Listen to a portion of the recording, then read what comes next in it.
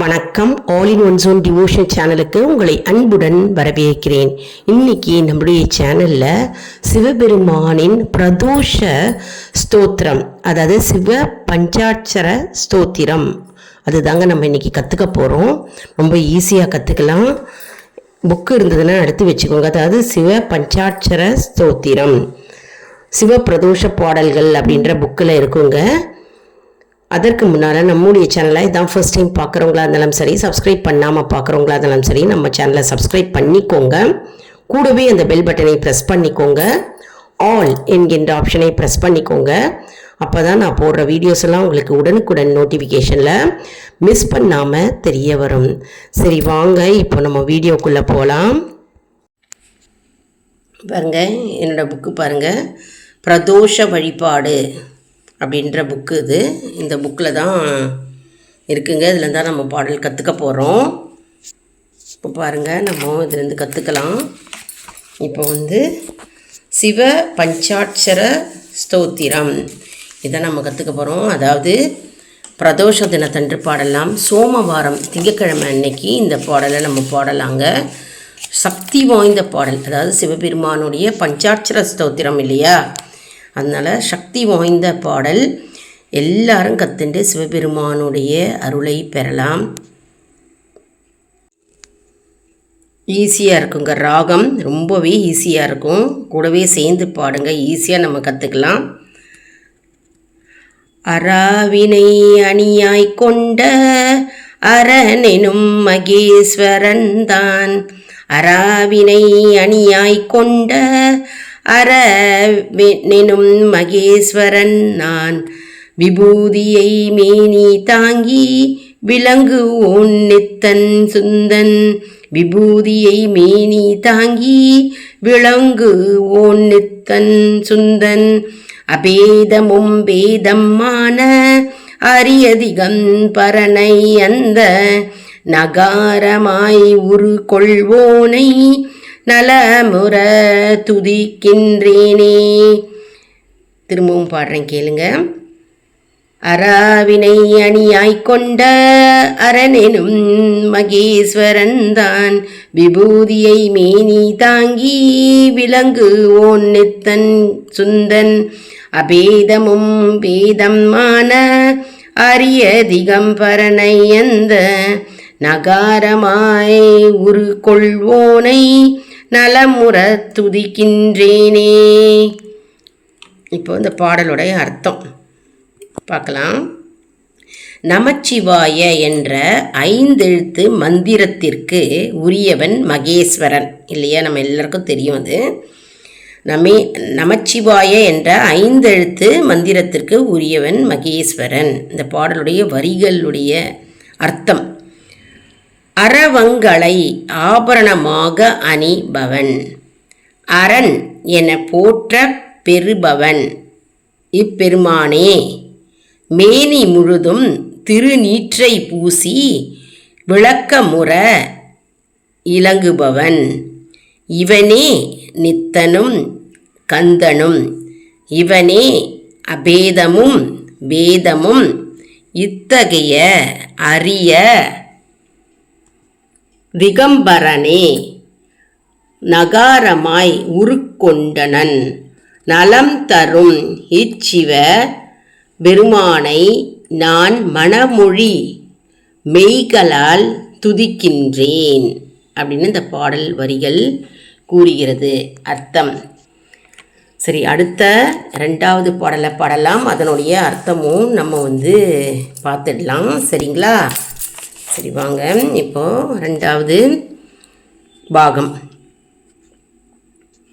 கங்கையிர் கலந்த சாந்தம் கலபமாயி பூசும் காந்தன், நந்தியுள்ளிட்டோரான நற்கன தலைவன் வேத மந்தாரை மலரின் பூசை மல்கிடும் மகேசனான மகாரமாய் உரு கொள்வோனை மனங்கொள துதிக்கின்றேனே.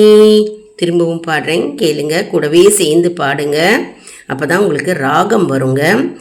கங்கையில் கலந்த சாந்தம் கலபமாய் பூசும் காந்தன் நந்தியுள்ளிட்டோரான நற்கன தலைவன் வேத மந்தாரை மலரின் பூசை மல்கிடும் மகேசனான மகாரமாய் உரு கொள்வோனை மனங்கொள துதிக்கின்றேனே. பாடலோட அர்த்தம் பார்க்கலாம். வானதியாகிய கங்கையிற் கலந்த சந்தனம் போன்ற வாசனாதி திரவியங்களை கலபமாக தன் மேனியிற் பூசி காந்தியுடன் திகழ்பவன், நந்தி முதலான எண்ணற்ற கணங்களுக்கு தலைவன், வேதவடி வாகி மந்தாரை மலரின் பூசை கொள்ளும் மகேஸ்வரனான இவனே மகார உருவமாய் லக்குவின் இலங்குகின்றான். அவனை நான் மனமொழி மெய்களால் துதிக்கின்றேன். அதாவது போற்றி புகழ்ந்து பாடுகிறவங்க. கங்கையில் கலந்த சந்தனம் போன்ற வாசனாதி திரவங்களை கலபமாக தன் மேனியிற் பூசி காந்தியுடன் திகழ்பவன் அப்படின்னு இந்த பாடல் வரிகள் கூறுகிறது. அற்புதமான பாடல் வரிகள் மற்றும் பொருளும் ஈஸியாக இருக்குது, நம்ம ஈஸியாக புரிஞ்சிக்கலாம். இப்போது அடுத்தது சிவபஞ்சாத்திர ஸ்தோத்திரம் 3வது பாடல் பாடலாம். தக்கனின் யாகம் தன்னை தகர்த்து தாட்சாயனின் மிக்கதோர்வதன காந்தி அவித்தவன் நீலகண்டன் தொக்கமாவிடைப்பதாகை தூயனை அரணை அந்த சிகாரமாய் உரு கொள்வோனை சிவனை நான் துதிக்கின்றேனே. திரும்பவும் பாடுறேன் கேளுங்க. தக்கனின் யாகம் தன்னை தகர்த்து தாட்சயானின் மிக்கதோர்வதன காந்தி அவித்தவன் நீலகண்டன் தொக்கமாவிடைப்பதாகை தூயனை அரணை அந்த சிகாரமாய் உரு கொள்வோனை சிவனை நான் துதிக்கின்றேனே. இதனுடைய பொருள் பார்க்கலாம். இமவான் மகளான பார்வதி தேவியின் முகமண்டலத்து மிளிர்ந்த எண்ணற்ற சூரிய பிரகாச சோபையினை தக்கனின் யாகத்தை தகர்த்ததன் மூலம் பொலிவிழச் செய்தவன் இவனே திருநீலகண்டன். விடையினை கொடியாய் உயர்த்திய சிகார உருவினன்.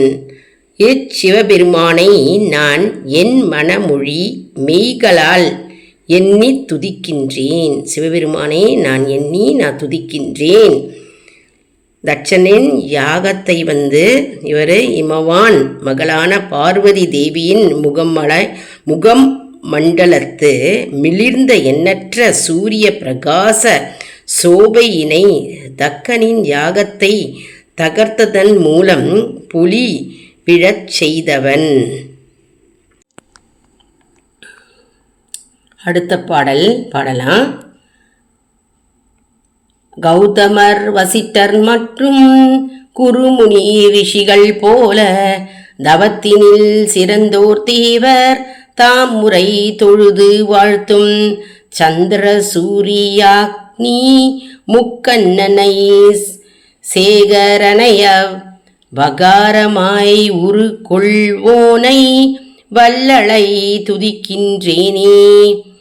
கௌதமர் வசிட்டர் மற்றும் குருமுனி ரிஷிகள் போல தவத்தினில் சிறந்தோர் தேவர் தாமுரை தொழுது வாழ்த்தும் சந்திர சூரியாக்னி முக்கண்ணனை சேகரணைய வகாரமாய் உரு கொள்வோனை வள்ளலை துதிக்கின்றேனே. இதனுடைய அர்த்தம் பாடலாம். இப்போ பார்க்கலாம் வாங்க. இருடிகளின் சிறந்தவர்களான வசிஷ்டர், அகத்தியர், கௌதமர் போல தவத்தினில் சிறந்தவர்களும் தேவர்களும் முறையாக தொழுது போற்றும் பேறு பெற்றவரும் சந்திரன், சூரியன், அக்னி ஆகிய 3 நெருப்புகளையும் தன் முக மண்டலத்தில் கண்களாக்கி கொண்ட முக்கண்ணரும் சந்திர மௌலீஸ்வரரும் வகார வடிவனாராய் உள்ள இச்சிவபெருமானையே நான் மனமொழி மெய்களால் துதிக்கின்றேன் அப்படின்னு இந்த பாடல் வரிகள் கூறுகின்றது. அடுத்தது பாடல்.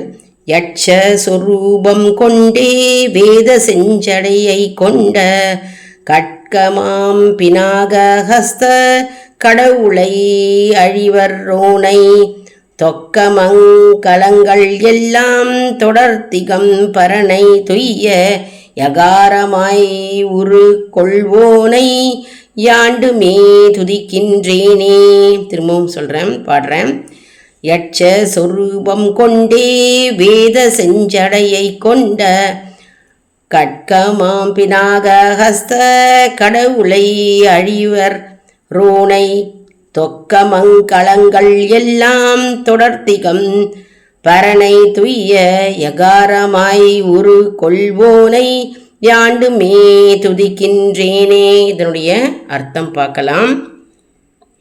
இப்பெருமான் யட்ச வடிவினர், வேதமாகிய விரிசடை கொண்டவர், கரத்தில் பினாகத்தை கடகமாக கொண்டவர், அழிவற்று என்றும் நின்று நிலவும் சங்கரர், சர்வ மங்களங்களும் பொருந்தியவர், இத்திகம்பரரே யகார உருவுடையோராக விளங்குகிறார். அவரை நான் மனமொழி மெய்களால் துதிக்கின்றேன்.